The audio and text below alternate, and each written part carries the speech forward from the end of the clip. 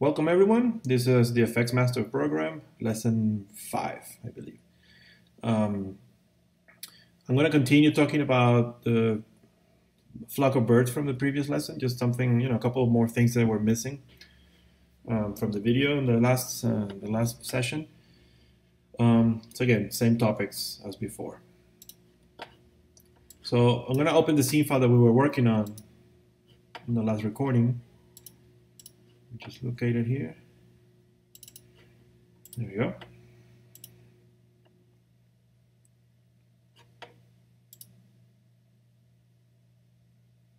This is what we had a bit earlier, right? So we kind of took care of swarm that has multiple leaders. They have to follow, each one of them individually or separately. But if you see on the video, and I hope you're watching the Planet Earth. I really hope that you're, going over the episodes. You will see that there is another. Let me just get rid of the volume. There's no need to hear it.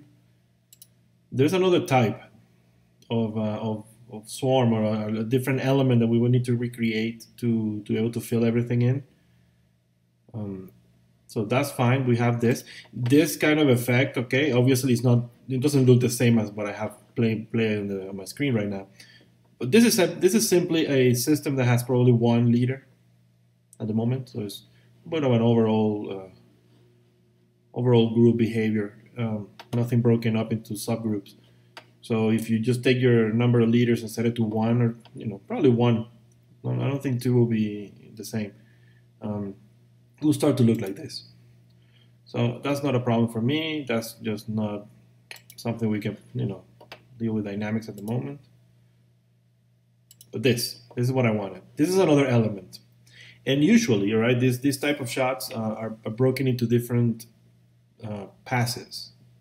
And I'm not talking about render layers like beauty and specular and diffuse. No, I'm talking about different elements, particle elements that we're going to be combining, and then it will give you the flexibility of editing each part separately, each behavior, and in the aggregate, then it's going to give you the complexity that you have in a shot like this one. So what I was looking at yesterday is that you see it's almost like they're starting from going from screen left to right, as well. They're closer to us. Then they kind of turn to the left towards the back, and then I can kind of see them going again. So they almost seems like they're going in probably in circles, but getting further and further away from us. So that kind of stuff.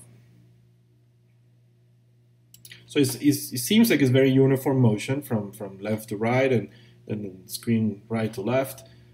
They're all kind of going in a way that there's some obvious turbulence and random behavior in between, but the overall purpose of the group is just, moving from one point to the next. It's not like what I have on my screen where they're just kind of following someone that has some sort of behavior. They want to just be close to it. So that's what we're going to be adding to this one. All right, great. Just rewind a little. Remember, this is episode 1 of the Planet Earth series.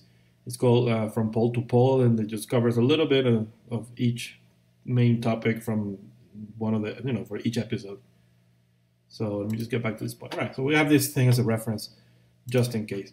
So this is my scene. I have that. I'm not going to worry about it at the moment. I'm just going to open a new one. All right, cool.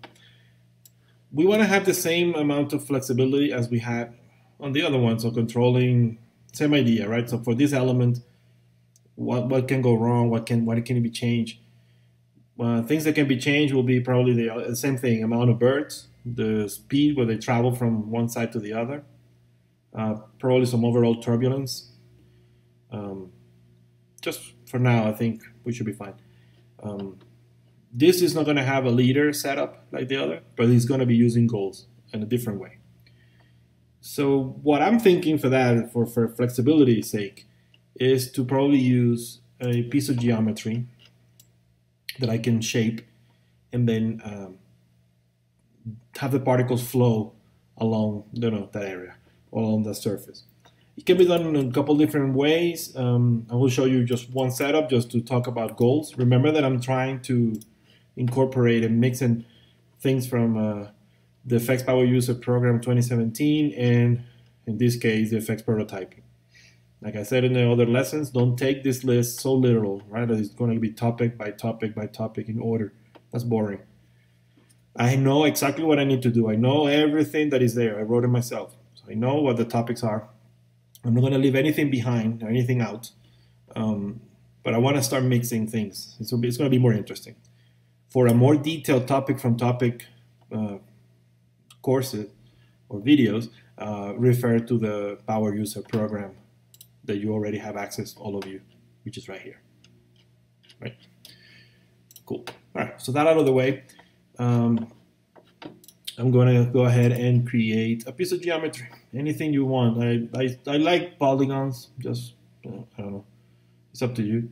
So you can use a NURB, but I think just use polygons for now. And I'm going to make a simple, let's say, just a simple plane. This plane, I'm just going to scale it.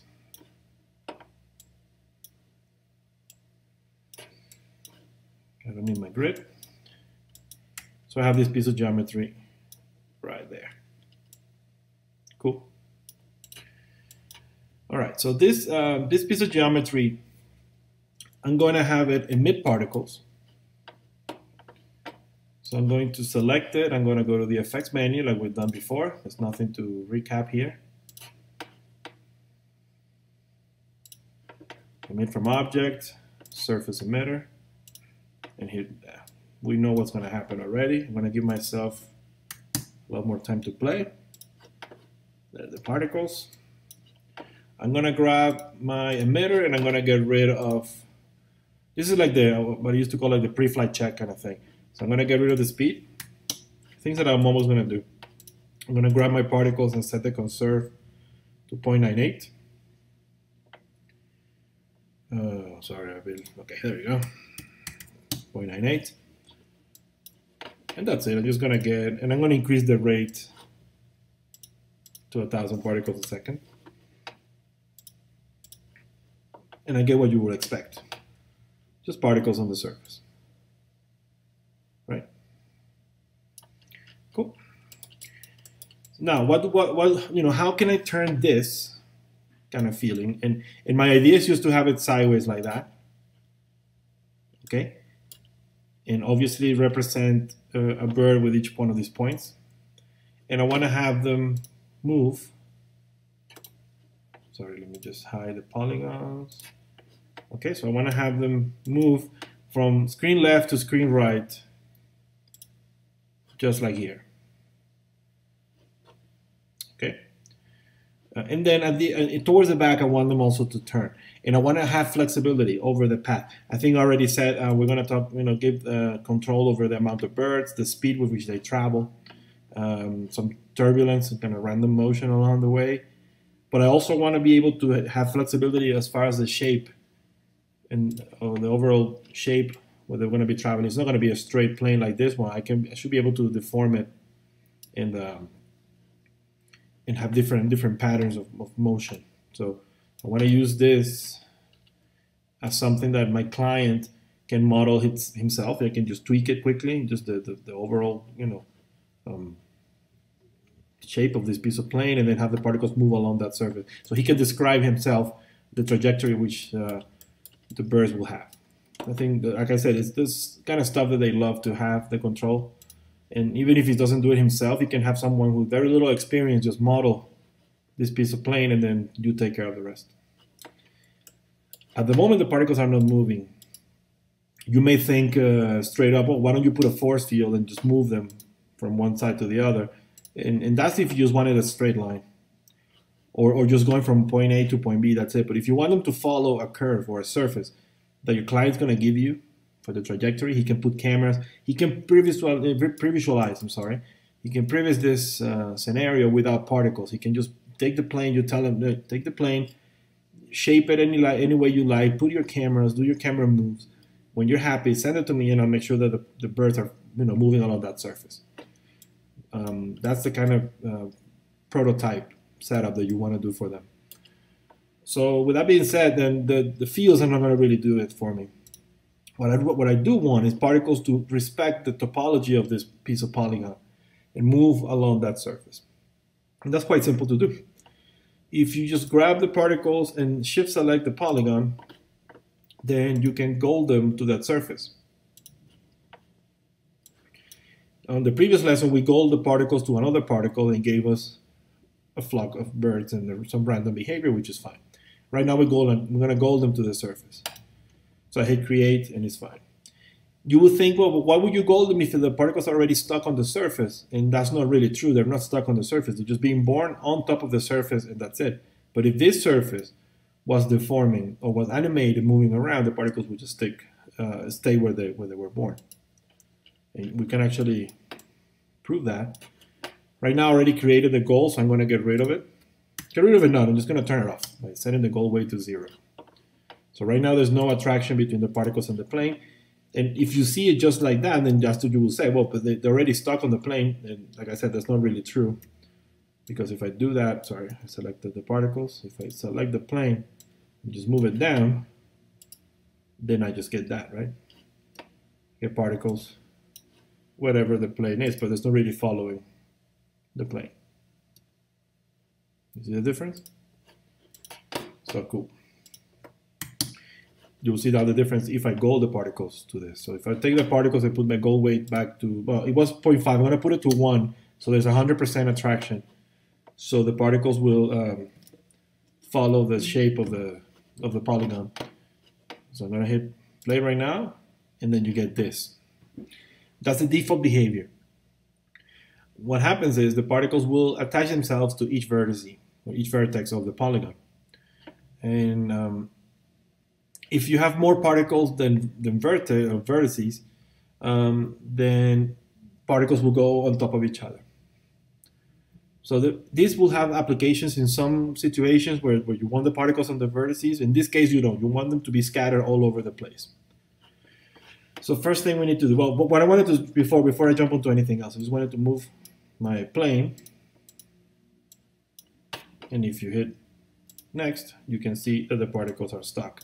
And you will see them even easier if I just set them to spheres. All right.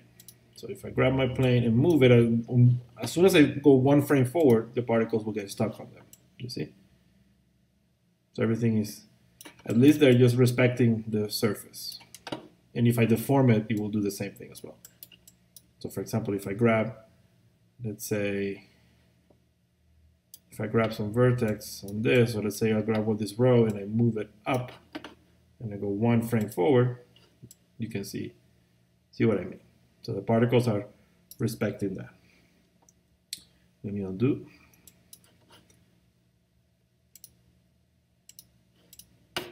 One frame forward. There you go. All right, so it works fine. But like I said, they're not. You know, I don't want them on every CV.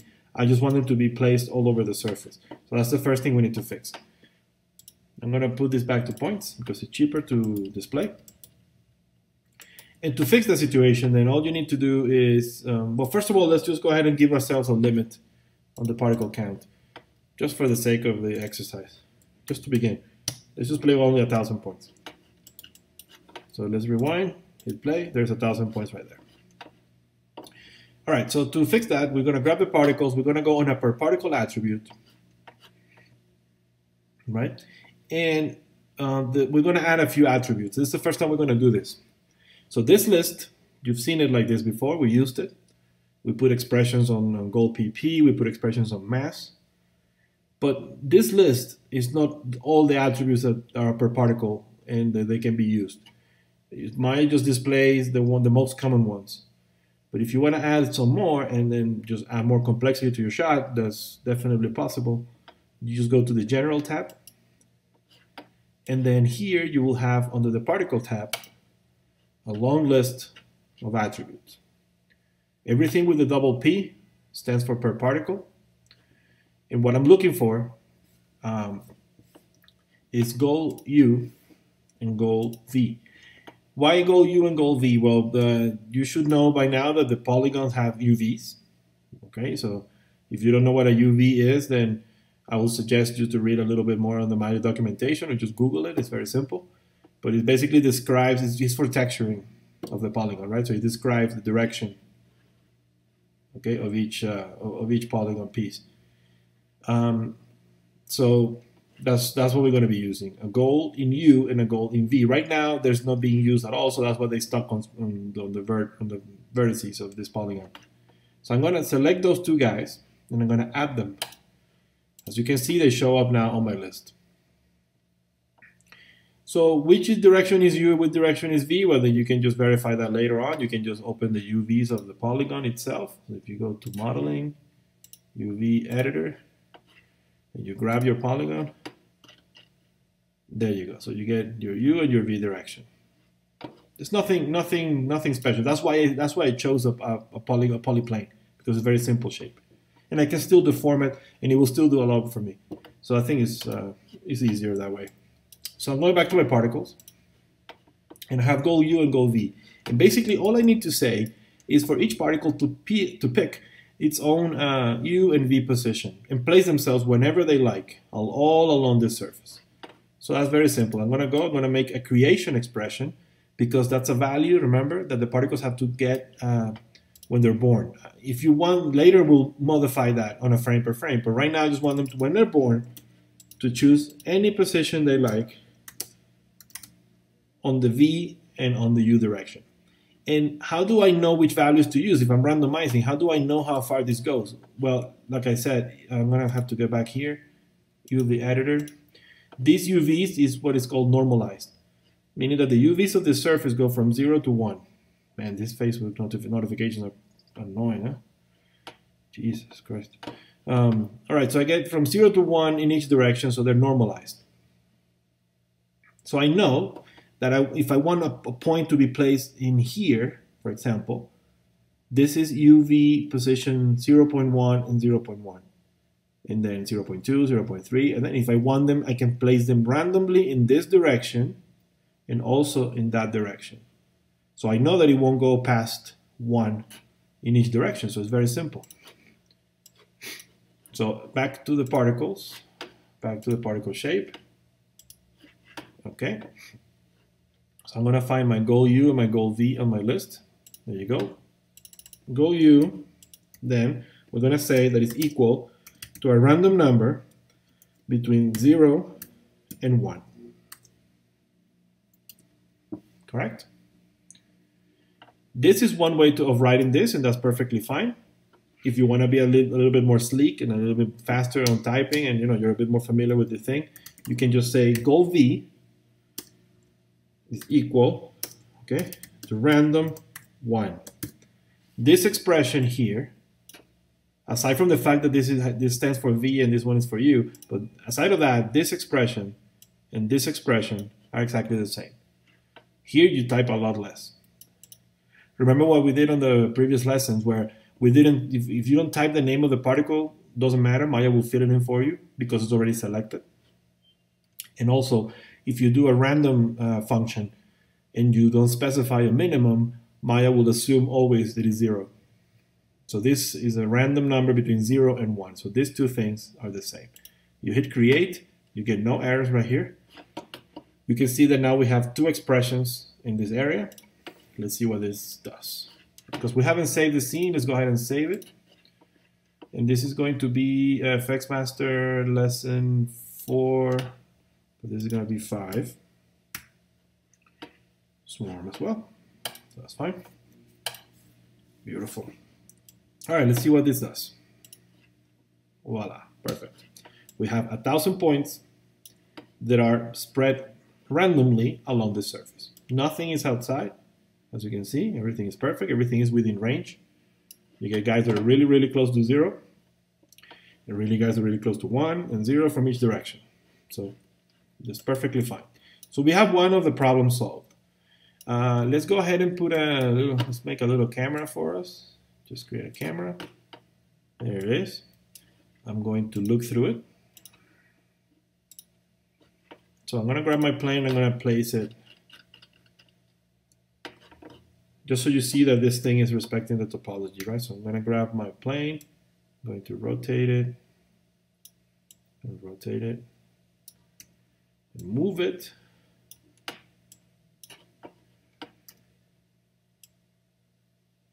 I'm even going to probably scale it. Actually, I'm upside down, but it doesn't really matter if you're upside down or not. I'm just gonna let's just do it like that. All right, so I'm gonna scale it a little bit so I fill my whole screen with it. There we go. Just excuse me 1 second. I'm gonna pause the video for 1 second just to get rid of this Facebook notification because it's insane. My Facebook is very active and god damn it, every 2 seconds I have something. So give me 1 second, I'll be right back. Okay, I'm back, I believe. Yeah. So Facebook is gone. All right. So basically, this is what we had. I'm filling the whole screen with the plane. Now I'm just going to go 1 frame forward, and here are my particles spread all over the screen. I can move out. I can move in. Perfect. So that's one of the things done. Now what happens now? I just want them. I want them to move from one side to the other. So for that, a force field won't cut it. Remember, I want them to respect the topology. I'm assuming that my director will go ahead and move and deform this poly piece as he pleases, right? To give some sort of a path to these guys to follow. So I'm not going to use forces. What I'm going to do is just find a way to tell Maya or tell my particles that take whatever position where they are and then move along the surface. When we saw the UVs for this polygon, once again, there they are. Let's say that a particle is born in the position, for example, 0.5 and 0. It chose that position. If I want them to move along the surface, I'm just going to have to add to that 0 something on every single frame, right? So my particle goes from 0 all the way to 1. Basically, that's all we need to do. We need to come up which direction I want these particles to move and then just add a little bit of it on that same direction on every frame. And it's easier if I just show you. So I'm going to grab my particles. I can go, for example, just to see which direction. You can test it yourself. You can just put one value and then the other and prove if it's moving on the U direction or the V direction. But you can also, for example, grab the particles, grab one of them, go to numeric. God damn it, but why is this thing selecting itself? These menus are weird. Go to numeric. For the selected particle only, instead of showing me the ID, I can just tell them to show gold U, for example. And that's 0.750, and this is 0.764, meaning that this guy, let's just find two that are close together. This guy has a U position of 0.77, and this one 0.772. So this means they're on the same level in U. So it should be that this is my U direction. Let's just test if we change the U for the V. This is 0.4, and this is 0.7. So it means that the surface direction, okay, this should be 0, right? And somewhere here should be 1, almost 1. So this is V, and this is U. You see how useful the numeric thing is? Jesus Christ. Okay, cool. So now we know that the particles, in order for them to move in this direction, they have to move in the V direction. Another thing that I saw is that the particles are, this is 0 and this is 1. And if I want them to move from screen left to screen right, then you have to subtract, and it's a bit of a pain in the ass. I find it easier just to rotate this thing like that.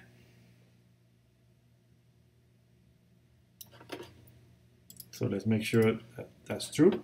I'm going to redo my check. I'm going to go to my particles, and I'm going to grab this guy.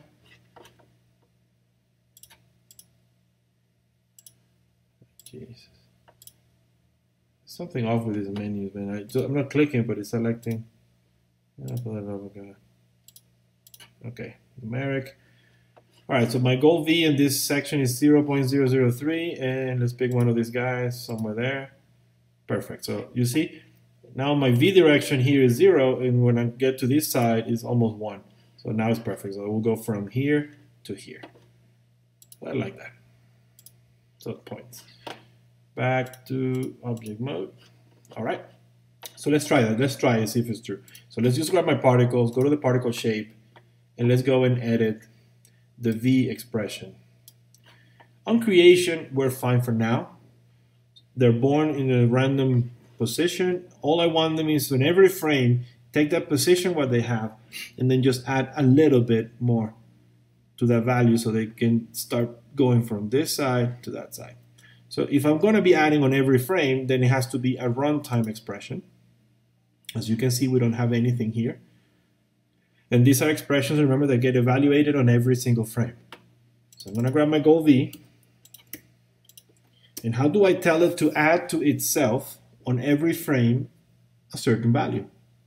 What you could do is the long way, which would be that the goal V is equal to the goal V plus, let's say, for example, I don't know, 0.05. Remember that these guys go from 0 to 1. So don't add too much to this. This is the long way of doing it, right? The short way is just to say plus equal 0.05. Again, this expression right here and this one over here is exactly the same. Basically, this tells to add to itself this value. So either way. Create. Perfect. So no errors, nothing. Let's see what happens. Look what they did. They're born and they travel. They're going really quickly. Let's just lower that number a little. But it works.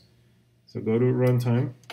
Instead of adding 0.05, let's do 0.005. Let's rewind and hit play. And beautiful. What do you have?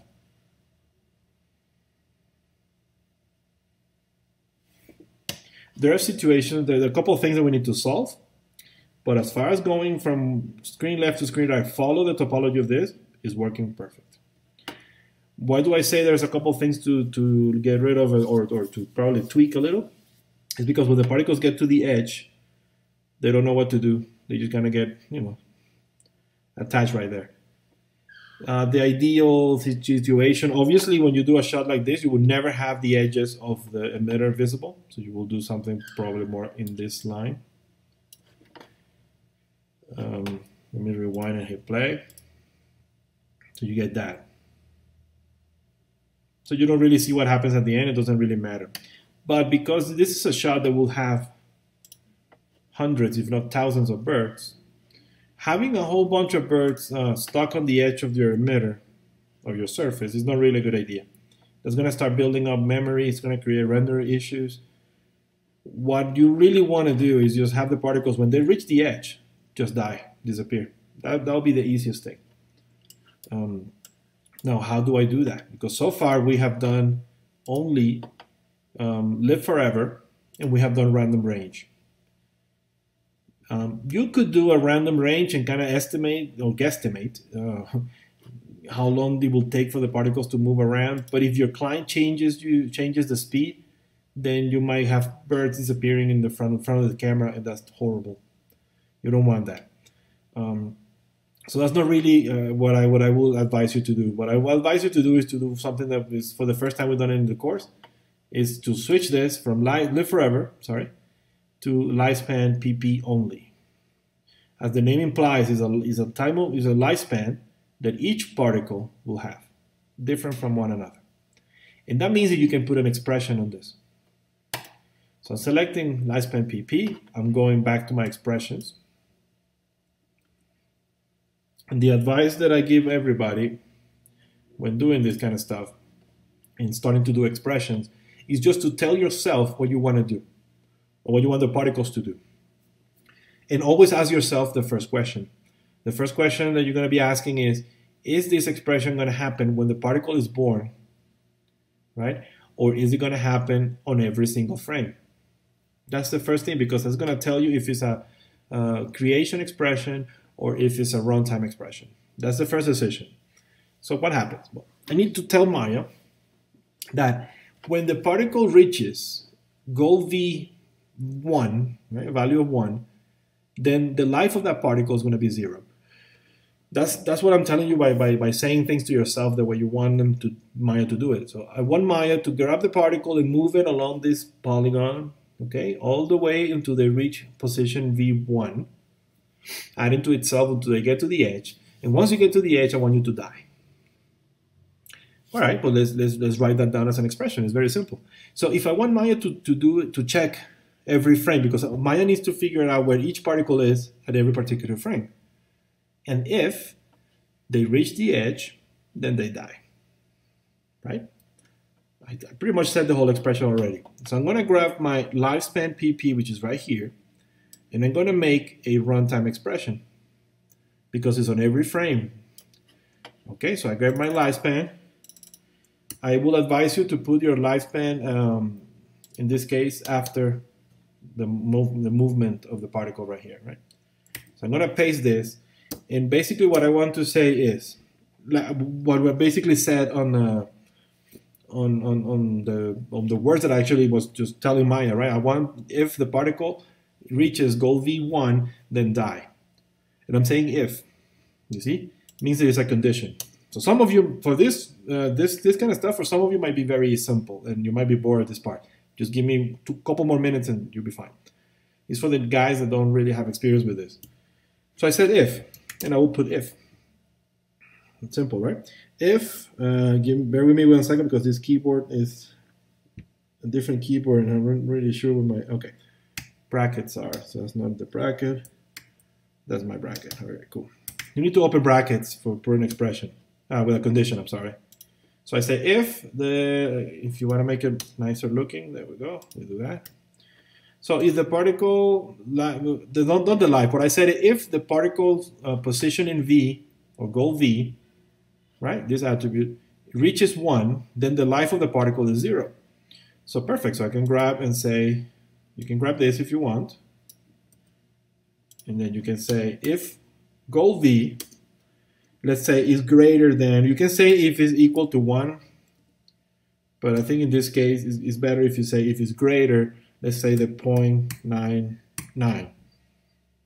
Yeah. If that's true, okay. Let me just give you 1 second here. Let me just get these things a bit more organized.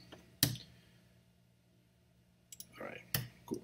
So if you were to write it down in a straight line, right, you will say if the particle goal V is greater than this, right, then, but you will type then lifespan PP of the particle, right, is going to be equal to 0.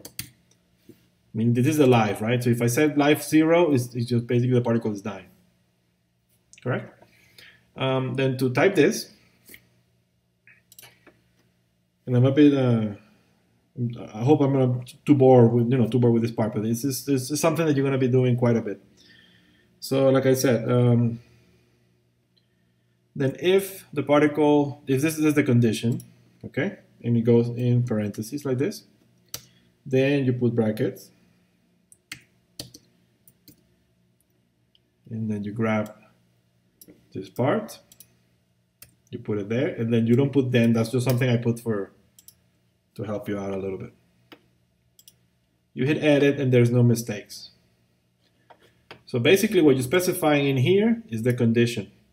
If this particle moved enough to go past a point in V, which is greater than 0.99, almost the edge of the surface, and this is something you can change later, and even put it as a control for someone to dictate when the particle will die. And that's something I'm going to use a lot in my course. So don't worry about it if it takes a little bit of time to pick it up now.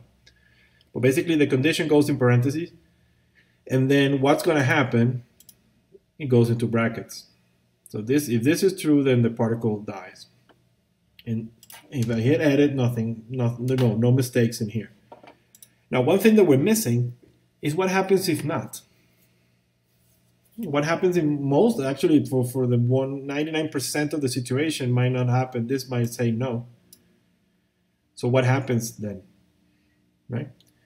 You could say here on this expression, you can say, well, else, if this is not true, then, okay, then you can say, well, let me just put my brackets again. Then you can say, well, then, then the lifespan of the particle, for example, I don't know, is 1. Okay, this is valid. You see, there's no mistakes, but I don't advise to do. I advise you to do this kind of stuff. This will work. It will look kind of funky. It's not really elegant solution, because what happens? What would happen in this case is that the particle will get a new lifespan on every single frame. And in some situations, when you start getting more complicated with more expressions and more conditions, you don't really want to reassign the life of the particle on every frame. What you want to do, okay, is on creation, when the particle is born, give it some life. Right? So I'm going to grab this, and when the particle is born, I say, well, you know what? Like all of us on this earth, right? We'll get a lifespan. Sadly, we don't know how long it's going to be, but you can say, well, this particle will live 10 seconds, 240 frames, for example. You will see later if it's enough or not. So when the particle is born, it knows how long it's going to live. And very perfect. That's something that is going to move in one direction. That the particle knows that. So you can all of a sudden think of this as an accident on someone's life. When you're born, somehow I believe that's my belief. We have a particular time and day that we're going to die, unless something happens before that, right? So think of this as the bus that will run over the particle or whatever, right? Or a disease or something. This is a condition that this goes and tells true, then all of a sudden the particle dies, regardless of the particle having 5 seconds left or 3 seconds left. The only thing that is, if this doesn't happen before the 10 seconds, then the particle dies because it got old enough and died, not because of this. So the particle will die one way or the other, just like life, right? So perfect. So we get the creation expression, and let's see if that's true. One thing to keep in mind, and I hope that your mind already for SoundEffects started to work that way, is that we have a set number of particles specified right here. And before we did these expressions with lifespan, then we got 1,000 particles that reach the edge and nothing else comes out because the particle is still alive, they're just on the edge. If you remember what I said in the previous lessons, when you're using max count and one particle dies, then one particle gets born on it to replace it. So if that's true, then we get particles to reach the end and die. The particle count will go below 1,000, and then new particles will be born and then move. So let's see if that's true. And it is true. You can see that we have more density here because we just started, but then as the particles start to die, then you start to get new particles born everywhere. So at least the system works. You don't see green dots stuck on the edges. So this is an efficient system. It's a system that kills particles when they're not visible, when they're not needed, and it replaces it with particles if you need more. If you don't need more, then fine. But I think for now, you see, and it's endless. This shot can last 100 years and it will still work. The only problem, and I wish I had you guys, sometimes live to ask you, test you with this one. What is another problem right now? If you compare it with this, is that this shot, you don't see birds being born in midair. They're coming from the ground and they're moving up, or they're coming from the left. So we need to do something here and avoid having particles being born anywhere on the screen, because you don't want, if you were to instance something in here, and if I switch it to something else other than a point,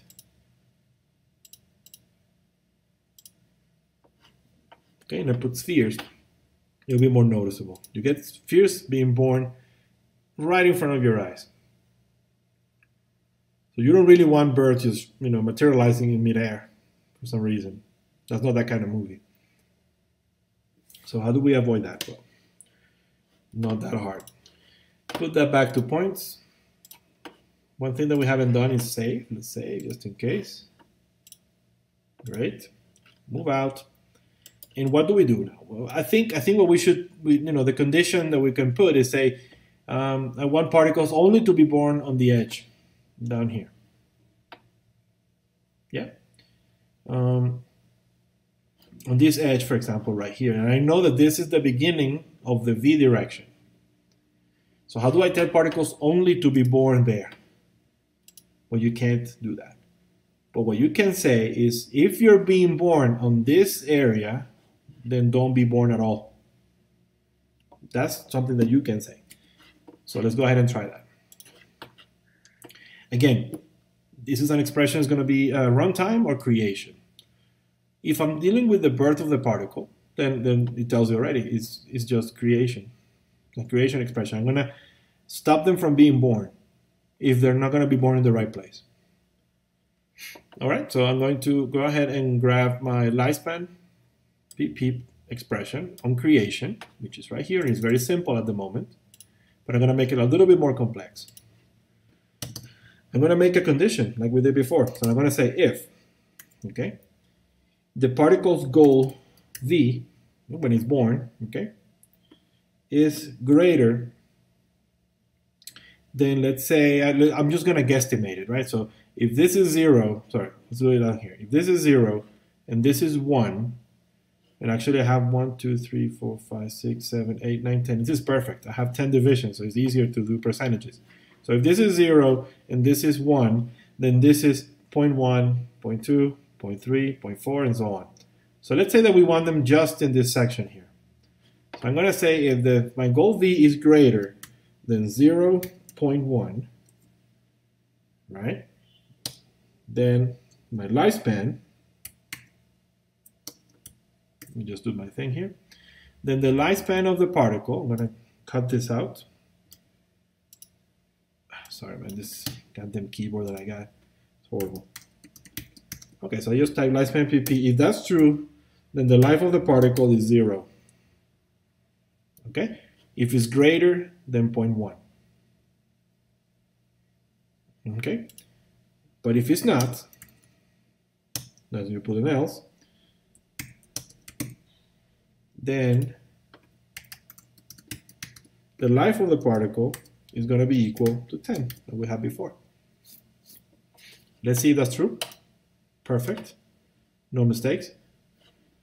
And let's see what that does. Nothing. All right. Let's see why. Let's just double check this expression. So if goal v is greater than 0.1, so we're talking about creation, okay? If the particle is this, and then it's fine. There, it could be because these expressions get evaluated in this order from the top to the bottom. And I'm assigning goal v at the bottom after I do this. So the first debugging that you can do is just take all of this, cut it, and then just paste it after. So they get evaluated after that. Hit edit, hit rewind, and hit play. And it works. And this is all done on purpose, just to show you that the expressions go in order, as if you were reading a book. So if you're already dealing with lives based on goal v, and goal v hasn't been assigned yet, then Maya doesn't know what to do, and just let it live.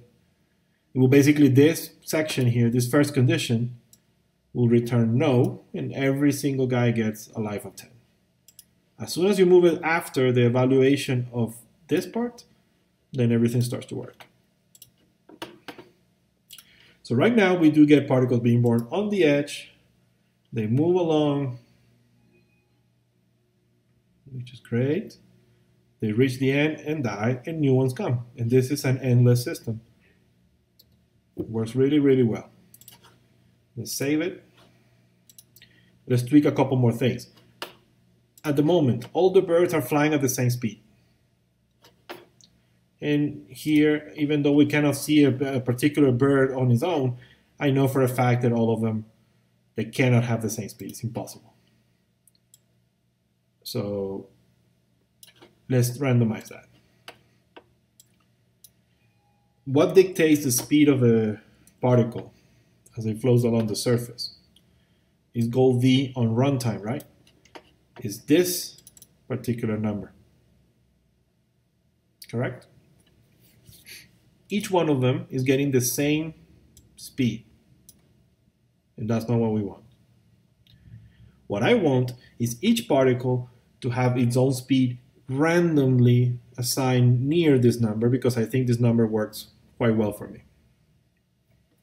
Perfect. So let's go ahead. How do we do that? Well, what I like to do is in lights of thinking of turning this into a setup and giving this to a client and flexibility and everything, what I like to do is create an attribute, okay, on a per particle basis. I want each particle to have an attribute that I'm going to create myself. I'm going to invent one for me. And I'm going to call this, for example, random speed. The name is irrelevant, whatever you like, as long as it's descriptive and short. So random speed is going to be a number. And that number is the one I'm going to be using to randomly assign it to each particle, right? So because it's a number, I'm going to use float. And the key on this, be very careful, is always select per particle. I want each particle to have an attribute that carries a number, or carries this attribute, right? So I'm going to hit OK. It shows up on my list. And now when the particle is born on creation, yeah, I'm going to grab my random speed attribute. I'm going to select it. That can be placed anywhere you like because it's just an assignment. So I'm going to tell each particle to have this attribute called random speed, which is going to be equal to a random number between 0.00, let's say 3, and 0.006. You can see what I mean? And on its own, if I hit edit, okay, nothing special is going to happen. I mean, nothing is going to change as far as the behavior goes at the moment. I'm going to rewind, hit play, so the particles are born again. And I'm going to grab one of them. I'm going to grab one of the particles. I'm going to go to numeric. And I'm going to tell them to show me random speed. This guy has 0.005. And you? 0.004. How about you? 0.003. Yeah? 0.003, 0.5, 0.4. Okay. So nothing goes below 0.003 and nothing goes above 0.006, 0.05 in this case. If you want to be more, have a bigger range, you can change it. But at the end of the day, you can see that each one of these guys have a different speed attribute. So that's good. But like I said, nothing's going to change. Why not? Because that's just information that the particle is carrying. We're not doing anything with it. Nothing at all. So the particle is born, and yes, it does have an attribute called this, which Mario doesn't even know what the actual name implies. And so, okay, fine, you got the information, but what do you do with that?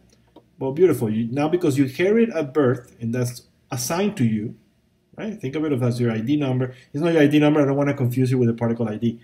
But that's going to be the number of pimples that you have on your face, right? Or the number of freckles that you were born with, right? So that's that.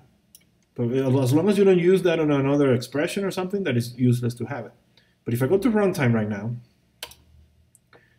and I tell the particle goal v, which is a per particle attribute, okay, to be as it is plus the number that each particle has with it, you can hit edit, everything is fine. Now each particle will have a goal v that is adding to itself a different number. And that's going to give it a different speed. And you can easily tell, because we made the range quite big, from 0.003 to 0.005 or 0.06. Then there are some particles that are quite slow, others are not that slow. And again, to make it easier for you to see, I'm going to make them spheres. And you just follow them. You see how much more natural it looks with just a simple change? Very simple, very natural. Start to do what it's supposed to do. We have a lot of control already, which is great. They're born on the edge. They're moving at a different speed. They die at the end. I think it's great. And I think we got a lot of control already. And it's a good point for us to turn this into a little system. We have done this many times, and every time I redo it, I'm going to do it faster. So I'm going to create locator. Let me just move around here. You give it as much control as you want when you do your homework. Your homework for this lesson is going to be, well, obviously to mimic this, but I would like to see it mixed with the other one, with the other setup from the previous lesson. So start to blend multiple attributes, sorry, multiple setups. Okay, so I got my emitter, my locator. I'm gonna go and do my usual stuff. General editor, channel control, get rid of all these things. Close it. Let's add some attributes. So swarm count is a float because it's just a number with a minimum of -1. We learned why already in the previous lesson. No maximum, a default of, let's say, 2,000 birds. That's I'm just thinking right now here quickly. Remember that I don't prepare these lessons and I go as a, go with the flow. Having this attribute with a set number of -1 and a maximum of 2,000, we said that it was for maximum count, so maximum number of birds. I'm gonna put it, okay, you can specify it later, but probably in a scenario with this kind of a setup, then you just wanna deal with the rate. And the rate will tell you roughly how many particles you have on the screen. Just thinking, right? It's not like the other one where the birds are just flying on the screen constantly. And you just want to have a few, overall density. In this case, because they're being born on the edge out of camera and they're just moving around the surface, then probably the rate will be enough. So I'm going to have a swarm count just to see, in case you want to have an exact number of birds, because again, we're preparing for everything. Anything can go wrong, and it will. It's like a Murphy's law, right? So so that's why it's on. The default value of this is going to be -1. So it's a minimum -1 and it's a default -1 with no maximum. So, sorry, I'm going to leave that there. So the attribute has been created, and you shouldn't have closed it because I need more. So let's add more. And then what I'm going to say here, and I called it swarm, but well, whatever. You can call it whatever you want later. Swarm, let's say rate. Okay, this is definitely for the rate of the emitter. So minimum of 0, no maximum, and a rate of, I don't know, 2,000. Beautiful. We can say now, you can say random spin minimum. I'm going to see why in a second. It has no minimum, no maximum. I can say 0 as a minimum, no maximum. Default, let's say 0.003. You can kind of see where I'm going with this. I'm going to add also rand speed max. And the minimum is 0, and the maximum doesn't have, and the default is 0.005. Okay, so I get swarm count, swarm rate, random speed. What else can we put? Let's say swarm kill V. Minimum of, let's say 0, maximum of 1 in this case, and the default is 0.99. We can put swarm born V. I'm going to do a minimum of, let's say 0, maximum of 1, a default value of 0.1. Hit that.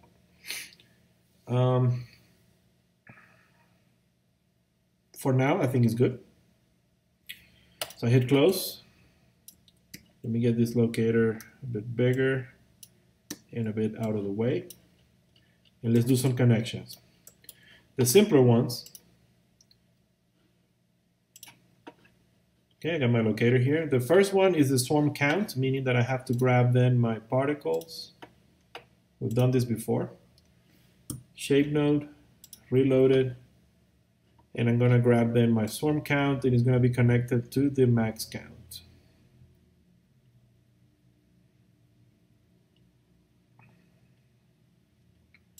Perfect. Swarm rate has to deal with the rate of the emitter itself. I'll grab my emitter, reload it, and swarm rate connected to rate. Swarm speed minimum and speed maximum. the idea of this attribute is to be placed onto the expression itself. This is the first one we're going to do this one. So we'll deal with those in a second. And kill v and born v are also the same idea. These attributes will go directly into an expression. They're going to be feeding the data onto an expression, which we've never done before. So right now the connections, the simple ones are done. Everything is simple, but the simpler ones are done. And this is good. I'm going to grab my particles, and because I want to have this thing handed over to someone, I'm going to call this thing swarm. We can call this swarm, let's say swarm surface. We can call this guy swarm emitter. Thinking of always trying to hand this over to someone who doesn't know what you're doing, and then he needs to figure it out. Swarm control. Everything is named correctly. Everything is beautiful. We have it done. So now the question, the $1,000,000 question: how do we pass information from these numbers here on these attributes directly onto an expression in here? Very easy. It's very, very easy. All you need to figure out is the name of the attribute on the locator. And for that, it's simple. You can just grab the locator with the expression editor open, and then find, for example, your random. Let's just start with from the bottom to the top. From the born v. I'm going to grab this, and that's the name of the attribute. Now I'm going to go to my particles. I'm going to go to the shape node, right? And I have the name of the locator. I'm just going to drop it down here so you can see it. So this is the swarm control dot swarm. So basically you can see here, this matches the name of the locator that I did. After the dot is the name of the attribute on that locator.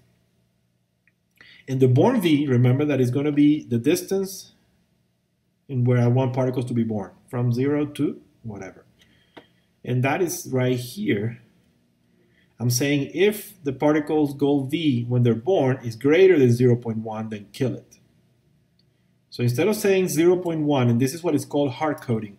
Hard coding is putting numbers directly into an expression and limiting your expression to just that. But if you want to open that and give the user control over this value, then you replace that number with this attribute. So just, damn it, man. All right, this keyboard, I hate it. Okay, so I'm just going to cut it. And instead of putting 0.1, I'm just going to say this. And what it says is simple. It says if the particle's goal v position when it's born, remember, creation, when it's born, is greater than whatever this locator's control is telling me, then kill it. If not, let it live. Hit edit. You can see there are no errors. And this is the way to establish a connection using mail scripting. It's very easy. Don't worry about it. We're going to use it all the time. You may not catch it in this one. That's the virtue of a video. You can rewind and watch it again. Anyway, I'm going to do it again. Because I also have my swarm control kill v. And the kill v, remember that it was the distance where I wanted them, after they go past a certain point, kill them as well. That's what we're going to use. I'm going to grab this, going back to my particles. Okay, and where do I kill them? I kill them later. I kill them on runtime. And I'm telling them this. I'm telling them that if the particle's goal v position is greater than 0.99, kill them. So instead of using 0.99, which is a hard code, I'm just going to place this. So if it's greater than whatever the locator's kill v attribute is telling me, then kill it. Beautiful. 2 connections done. What else I have? I have a spin min, random speed min and random speed max. So let's grab one, copy it. And the idea of this one is to, when we're randomizing this number here at birth, we want to have the user tell me what is the speed that he would like to use as a minimum and a maximum, and then let Maya interpolate that for you. So this is the minimum value. So instead of hard coding to 0.003, then you put this. And because I know that all I have, because I'm naming my things consistently, that's very important for you guys. Big tip for you. Always try to keep a certain consistency on the names. Camel casing is extremely important. Remember the first letter being lowercase, and then the first letter of each following word to be uppercase. That is key, always, always. That's not even an option. Don't think any other way. But then keep on your own style with the naming. For example, I usually name my things like that. So I don't put random. I try to put a shorter. The attribute and then the characteristic of the attribute, if it's min or max, or the limits. I tend to work like this. You will find your own way of working. So that allows me to just paste the same thing, and I know, because that's the way I name my things, then it's consistent. You see, so if you start naming things all over the place, then you're gonna take a lot longer to work. So that being said, then my random speed attribute is a random between this value and that value. Everything else is the same. So let's see if it's true. Always save. No. Save. There we go. And let's test it. It looks the same, but now the beauty of this is that we can play real time. So let's see. Let's say that we want to change my swarm rate from 2,000 to 5,000. Then cool. It looks like we have a lot more points. Let's say that we want 1,000. You need to wait for particles to die, and then you start getting a lot less density here, you see? Or let's say that you don't want anymore. You kill it. You can see that no more particles are being born. I like it. Beautiful. That works. The speed min and the speed max. Let's say that we want a crazy one that goes 10 times faster. Remember that they have to be born again to register the change, but then you can really see it. Like some of them go really slow, and some of them go really fast. And let's say we up the rate to 5,000 to see it even more. Yeah, that works. Beautiful. You can test the minimum. Let's say that the minimum is going to be even slower, 0.1.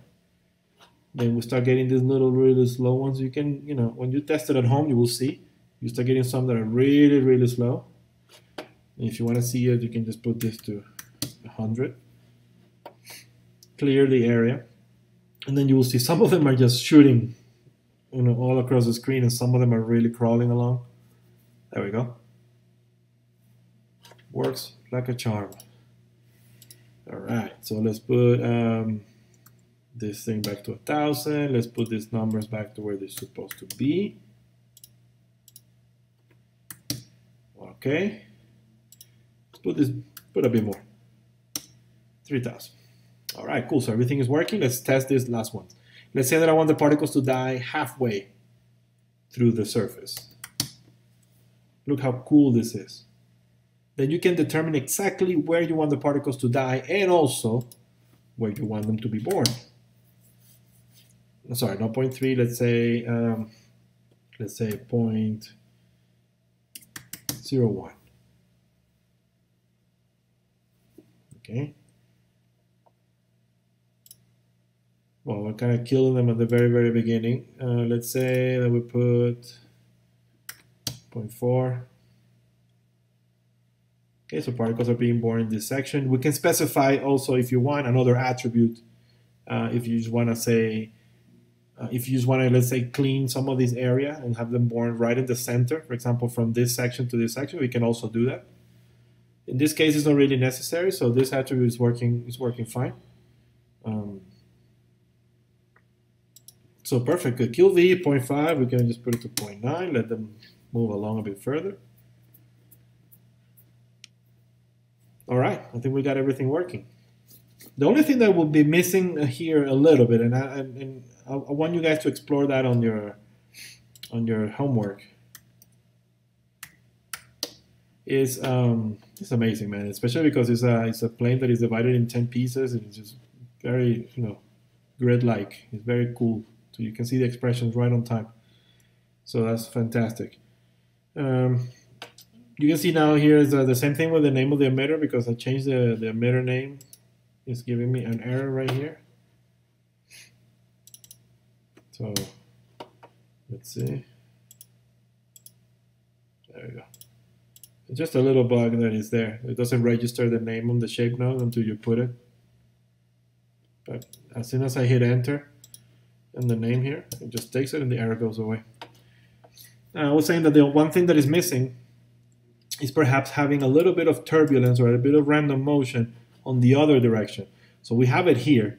Not all of them flow with the same speed. But what about we do something on this section as well? Let's add it. And with that, we've finished the class. So let's go to swarm shape. Let's go see what expressions we have. For randomizing the speed, we have a random speed attribute right here. And we're using that on runtime to randomize the speed in V. But we're not doing anything to randomize the speed in U. I can show you one attribute, that, one expression that you can do. It's a bit extreme, but it's just a function that is built into Maya.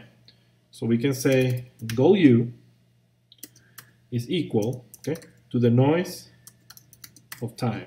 First time you see this one, noise. Noise is, imagine if you remember math from high school, that you got your sine and your cosine, and there's just almost like a curve that goes from -1 to 1 in a very smooth fashion. We can even open the web browser right here. Let's open a new tab and let's say noise function mel, and you will see this. That's noise. Okay, so it's a curve that has the limits of a sine or cosine curve, meaning that from -1 to 1, but instead of being a smooth curve like the sine is, it's a noisy curve. Like I said, this is a very extreme, but you're going to be using this function quite a lot in Maya. So the way it works is you specify, you call the function, but you have to give it something for it to move around. And time is a variable that is also built into Maya. I'm not saying that you're going to be using this one in the example. I will leave it up to you. I want that as part of the assignment. You can use a similar approach as I did with this, but instead of being V, you can be U, and see what that looks like. I'm going to do this one just to show you something new. So let's see what happens. They're freaking out. Look. Let's see it from outside, see what it's doing.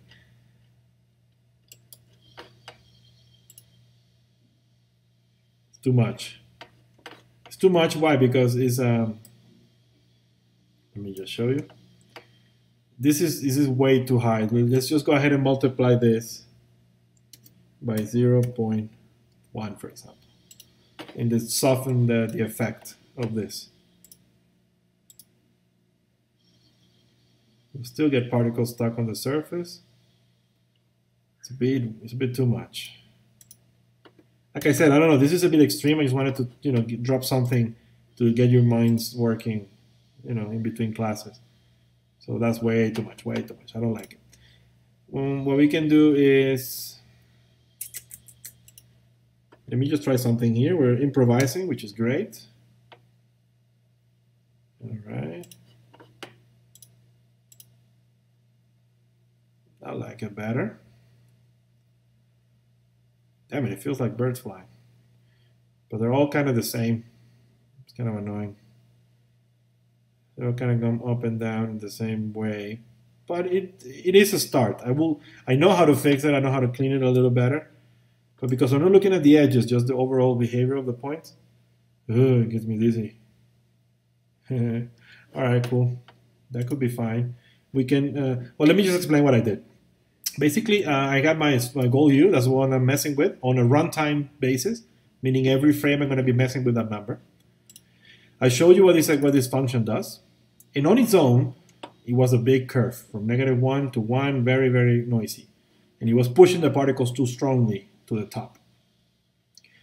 I multiply it by this, meaning that it's 100 times smaller. That curve doesn't go from -1 to 1, but it's just a 1% of that. It's a very little curve. And instead of assigning that, I just say, well, add it to itself. So because it's such a little number, it's almost like having a 0.01 here. because it's such a little number, I'm just adding it to every frame. And because sometimes it's a negative value, because the curve goes to -1 and then goes to 1, sometimes it will subtract and sometimes it will add. I know this is complicated. This is lesson 5, and it looks like, it's not going to be like this all the course. I just wanted to, this class, mess with your brain a little bit. So I'll leave this for you to think about. If you're going to go this route, you want to explore something like this, but give me something, yeah? Give me something. This is working, and I like it. I think one more thing that we're missing, and a couple things before we end the class. One thing is we haven't added then control. If we're going to use that expression and we're going to go that route, we need to add some control here so the user can specify if he wants that or not. If I want to use that turbulence. So let's add another attribute.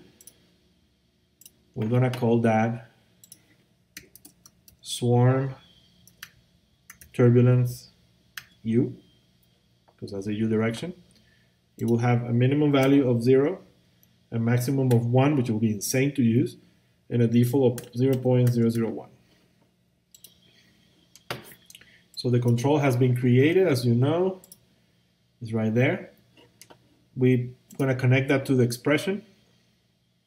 So let's go ahead and do that. Grab my shape node. And then here, okay, on this here, we're going to put the name of the attribute. Because I'm lazy, I'm just going to copy this part, replace it right there. And it was called, I think, swarm turbulence u. Beautiful.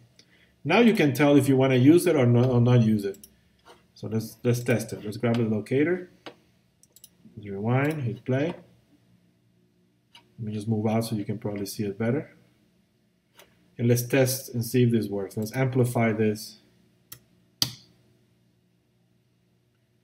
That will be the easiest way for you to see if this is working. So they all move, up and down. They have some variation in between themselves because of the speed, but it does work. It does something.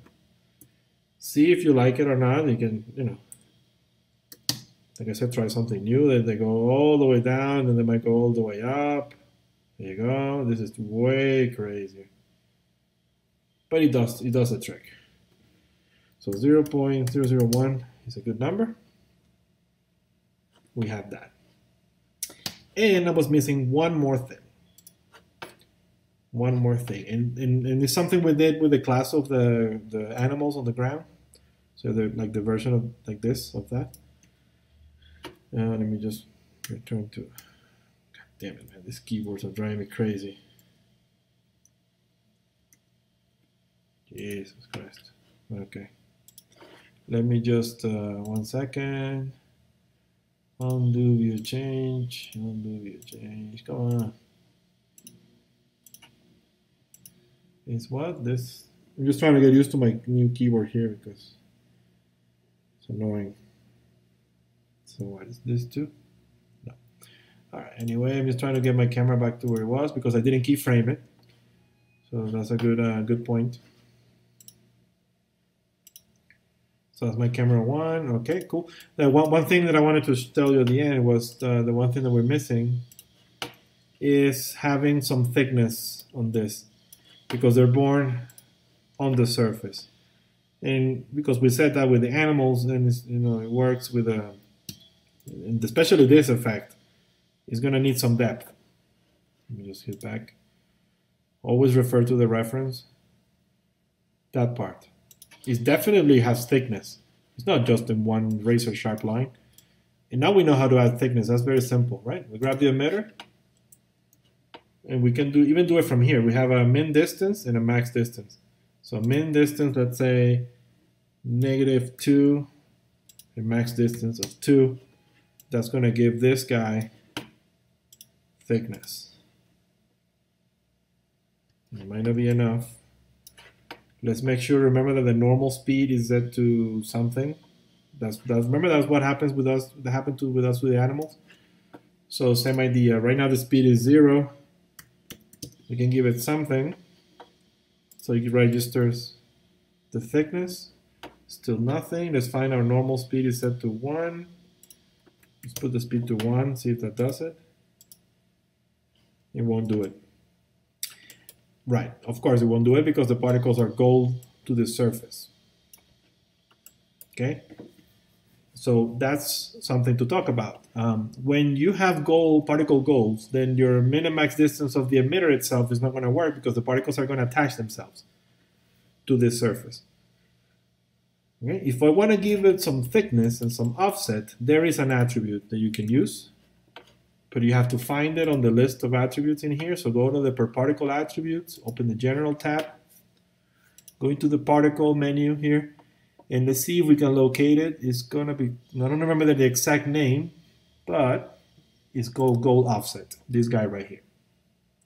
That's going to offset the particle's position from the surface. It's still going to respect the topology. So if this wasn't a straight, plane, it was just a curve, it will still respect that. It will use the normal of the surface to offset the particles and give them a bit of thickness. So I'm going to be adding that. It's going to be here, gold offset. And let's see what we can do with that. Let's go into the expressions on creation. Okay, when the particle is born, let's find our gold offset and test it. Let's just put it anywhere, somewhere there. Gold offset, and let's just see what it does. It is going to be a random number between -1 and 1, for example. Think of that as the min and max distance of the emitter. Let's see if that's true. Let's look at it from the side. Hit rewind and hit play. And beautiful. That is perfect candidate for an attribute to control in here. So I'm going to grab my control, modify, add attribute. Sorry, what am I doing? Yeah, sorry. Yeah. This is going to be called the swarm depth, let's say. It's going to be a number. It's going to have no minimum and no maximum. And we need to do something else. Let's just think, right? Because if we put one number, it's the same thing that happened with the animals. We can either use one number to give that, use that as a multiplier. Or if you want to give your boss control over the min and max distance, then, well, you need to figure that out in a different way, because with the offset, it's not that really possible, I believe. There's no offset min and offset max. It's just always going to be a random number. So I'm just going to leave it as swarm depth. I think it will be fine. With no min and no max and a default of anything, I don't care. A default of, let's say, 1. Hit OK. So now this number that is on this attribute, which is set to 1, it has to go into the expression for this thing. Remember, so we're just going to do that, go into the particles, find the gold offset, and open the creation expressions. Here's my gold offset, and it's a random between -1 and 1. That's perfectly fine. But let's go ahead and put a multiplier here and say multiply it by the control. And the name of the attribute, I think it was called swarm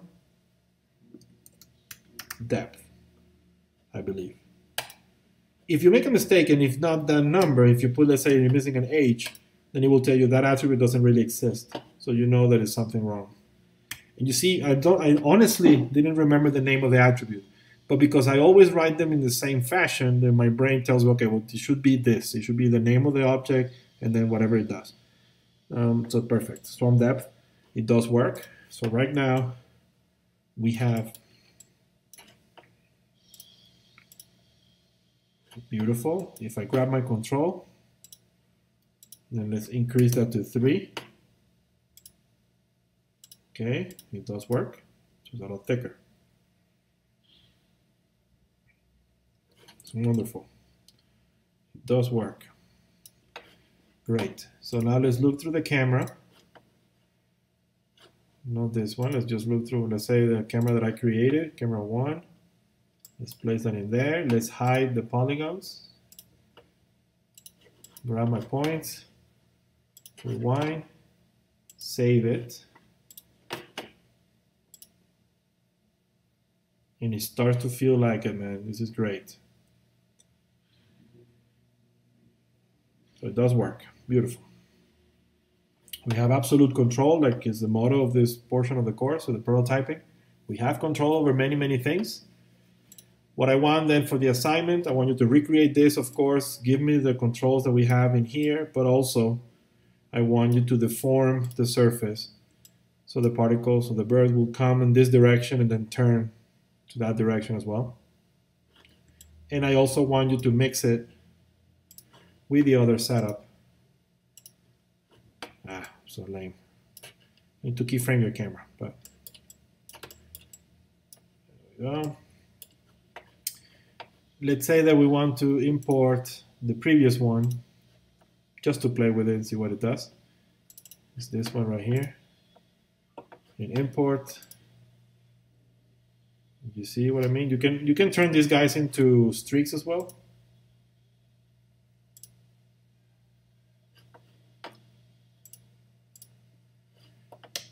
I'm glad I did it because it shows a bit of an issue here. We're going to fix that in a minute. Let me just for now put that into points. And we have that. So we get a mixture of two systems. We need to work, of course, with the size of each one. But they start to give you a lot of complexity, which is great.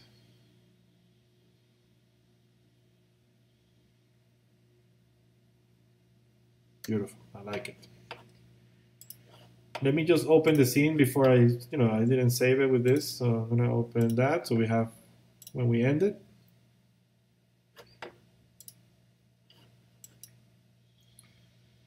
And here they go. And we had a bit of an issue, as I saw, when I put them to streaks.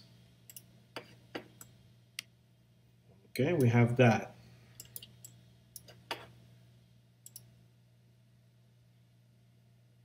And that is caused because, remember, the streaks get longer based on the speed of the particle. So if the particle moves fast, the streak is longer.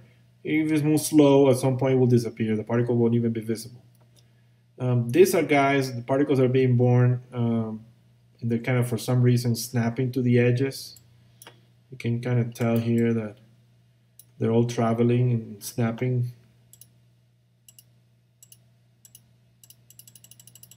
For some lame reason. We need to figure out a way to kill them to avoid that. So what we can do, let's just say we're going to go back into object mode to pinpoint those particles and see what's wrong with them. See what the velocity is like.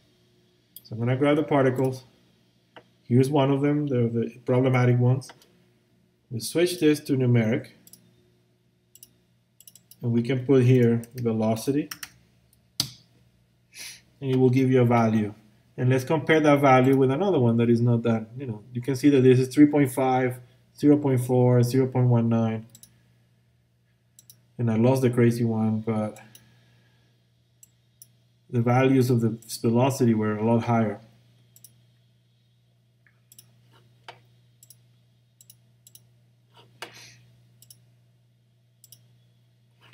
You see a numbers of 1,000, 69, and 28. So this guy is just flying around the surface. We need to come up with a way to kill this guy.